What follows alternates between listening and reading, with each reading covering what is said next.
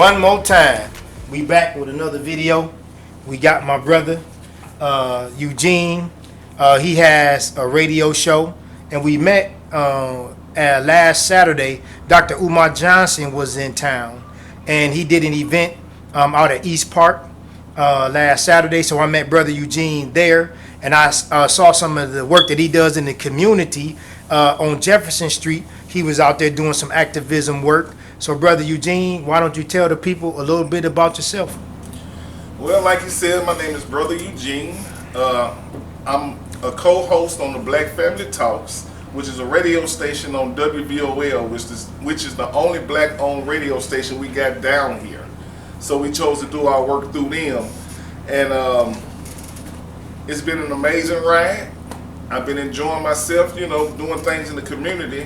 So, with that energy going on, I met a lot of good people, and we created the Brothers Round Table. And we do the round table where we invite all brothers. Okay. You have to be a brother to be a part of the round table.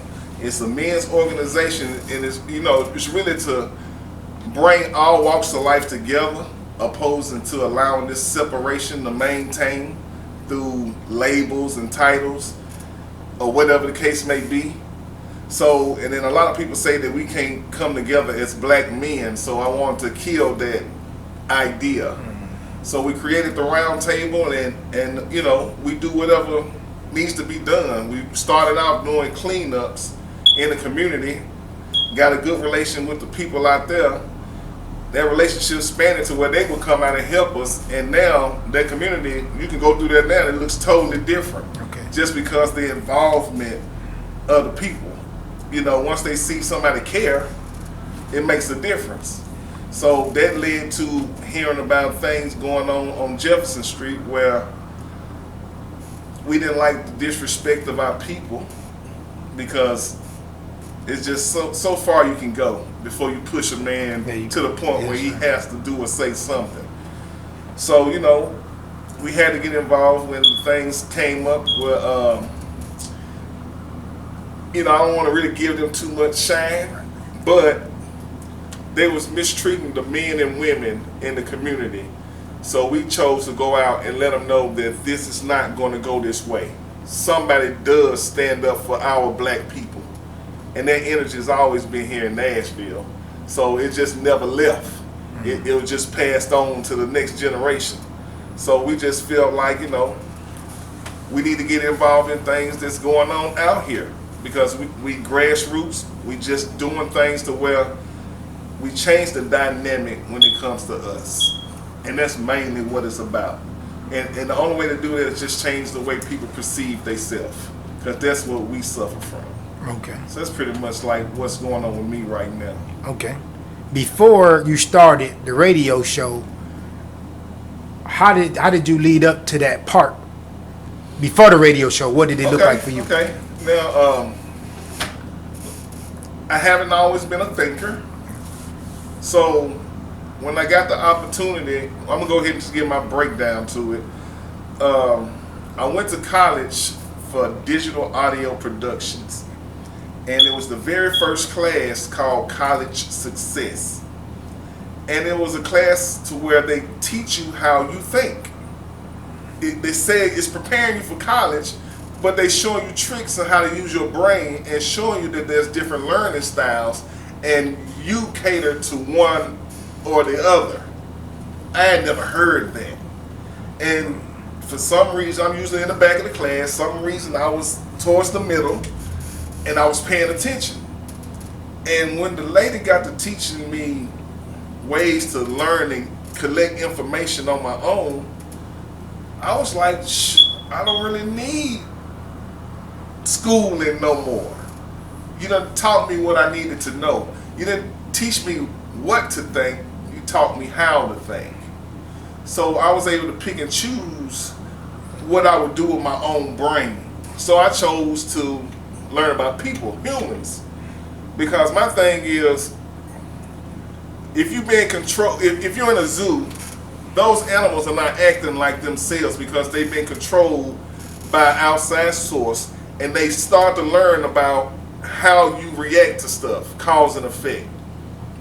So if that's the case, I wanted to find out what they was doing to humans and why us as black people was falling for the same tricks over and over again. So I started to study us. And the more I learned, the more I realized how they're using us against our own self to where they don't even have to come and do anything anymore. So I was like, well, it seemed like a spell to me. So I got to figure out how to break the spell. So that led me to wanting to learn more about black true history.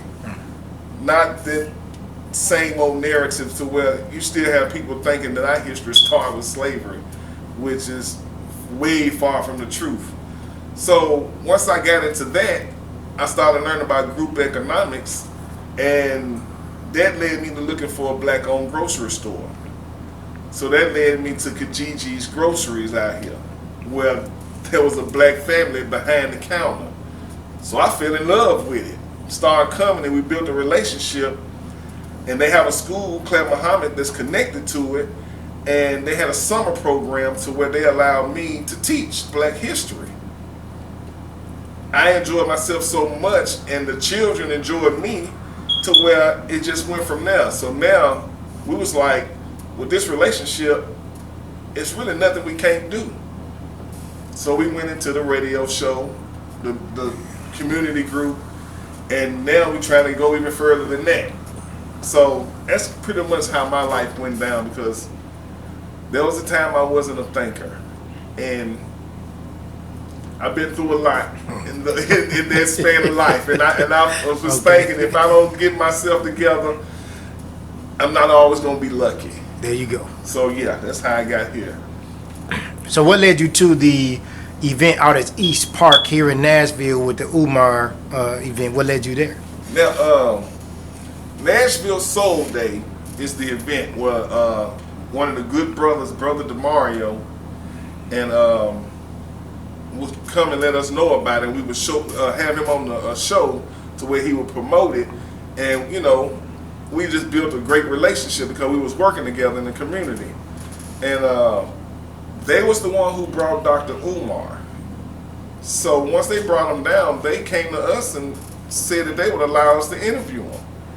Now, somebody like Dr. Umar, you could have picked anybody in Nashville to take him to. Mm-hmm. But you chose us. So I appreciate you, brother. And I always thank him for that. Because that says something. You know, the people believe in us. So I had to come and give them what they wanted. A show about us, because that's what our show is about, the Black Family Talks. It's all about black people.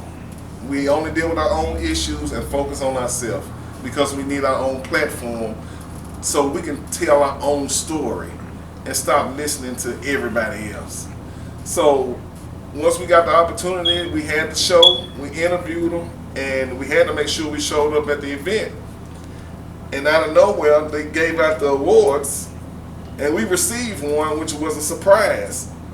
So that really meant a lot to me, because it lets me know that I'm doing the right thing where people actually appreciate you. Because when I was not thinking, nobody appreciated me like that. You know what I mean? Oh, yeah. I had friends that was close to me, but we was on something else. I'd rather do this. It's a lot safer. You know what I mean? But that was a great opportunity. I really enjoyed myself. The event was great. We had a lot of people out there. And hey, now it's in the books. So now, speaking of books, I know that you have a book. So coming up, Man. October the 6th at Alkiba Line here in Nashville, Which will be your my book signing, book signing. the creator's work. Yes, Let's talk sir. about that. Now, it's funny when it comes to this, because I never would have thought I would have wrote a book. Really, I never would have thought I'm doing any of the stuff I'm doing now. But people would say it to me, because once I started, you know, I like to have conversations about real stuff opposed to what we used to talk about. Superficial. So the people I was hanging around would say, man, you need to write a book, you need to write a book. And I would always think to myself, why not write about what we have lost. And what I mean when I say that, it's called the Creator's work because different religions love to listen to or deal with the Creator's word, the word of God. But we never really focus on his work, the way that he created the world. Well, let me not say he, because I ain't got no problem with a female. How the world was created and how we was perceived through the Creator's eyes when he made us. Because like black is the original color, we're the original people. We created pretty much everything that they use today for us and against us. So I want to write about the way I see the world and the way that I look at how reality tells me something different than what you made in your dictionary as far as when you describe me. The way man describes us and the way the Creator created us has two totally different ways to look at it. Because in the dictionary, black is bad and terrible. But black is not a color when all colors stem through black. You come through the darkness of the womb. I mean, even to the point, people in a restaurant working in the kitchen wear black because if you spill something on black, you still can't see it. But if you spill something on white, hey, you got that color stain on there and you can't be represented like it. So our color absorbs everything because it comes through us. So, I can go on and on about our relationship to the creation, the sun. So because you have written a book, so now what we're going to do this time, you are the author, you are the editor, the publisher, and the distributor. What does your life look like and your work in the next 2 years? The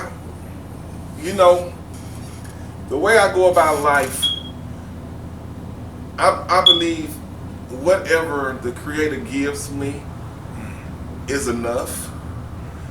I don't really want to make it seem like there's a goal I have to achieve to be satisfied. I'm satisfied with people reading the work that I put out. And the change it ain't even been out a year. And I've already seen changes in people close to me because of it. So in a few years, I would love to have it to where the world knows about it and knows that it's available to them and they curious enough to dive into it. That's why I made sure I wrote it to where it wasn't real big. I didn't want it in small print. I wanted it enough to where it wouldn't discourage no one to just grab and finish that book. And I was taught it ain't how much you say, it's what you say that make the difference. So yeah, in 2 years, I believe that it should be one of the best sellers. I would love to see that because it only means that people get what I'm trying to give. So now it seems like now you have the book, and then we just wrote you another book for the next 2 years. So now, as far as the family is concerned, are you a family man? You have any children? Absolutely, married with a son. I've been with my wife married 11 years, together 16 years. Love my family, come from a house with the mother and father and a family that knows love. So there was a big difference in my upbringing because mostly everybody I was around, had an imbalance, I'll say it that way, to where the relationships of the parents wasn't always ideal. So a lot of people would come to my home to see what that was like. And I would notice how that worked as I got older, you know what I mean? So when it comes to family, I know what really being there for your family and really having a heart for your family means. I mean, I was in relationships to where the lady I'd be with, I would kiss my mother and my sister, and they would be like, "What's wrong with you? Why are you kissing them?" I was like, "It's because it's my mom and my sister." I mean, I love them enough to kiss them. shake my father and my brother's hand every time I see them, kiss my aunties and uncles, go through the church, and would kiss, the older ladies, the elders. I mean, it was just the love I was brought up in. So when it comes to family, I really know what we deserve. And I know what a lot of families are lacking. And not to say that my family was perfect or the Cosby's or better than anyone else's, but I do see the difference in how a family like mine compared to someone who didn't have a family like mine.